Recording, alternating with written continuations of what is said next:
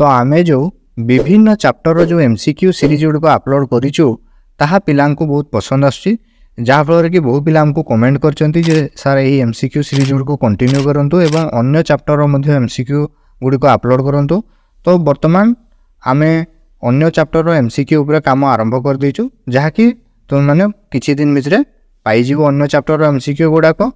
तो यही वीडियो रे डिस्क्रिप्शन को गले आमे रेस्पिरेशन बा श्वसन चैप्टर जहाँकि हूँ चैप्टर 2 आमर लाइफ साइंस बा जीव विज्ञान रो तार सिलेक्टिव एमसीक्यू एवं शॉर्ट आंसर टाइप क्वेश्चन गुड़िक आम सेटारे दे देइचु जहाँ को कि तुम्हें जाइकी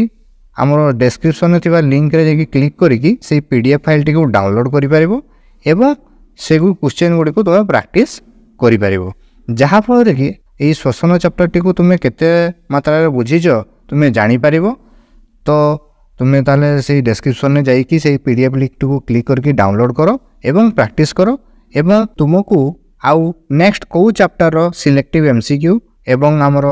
डिस्क्रिप्टिव क्वेश्चन दरकार आमको कमेंट करके जणाओ आमे सही चैप्टर सिलेक्टिव क्वेश्चन गुड़ को निहाती अपलोड करदेबू। एवं जो मैंने आम चैनल टी सब्सक्राइब करना तले जो सब्सक्राइबर बटन अच्छी ताको क्लिक करके आम चैनल टी सब्सक्राइब करदेव।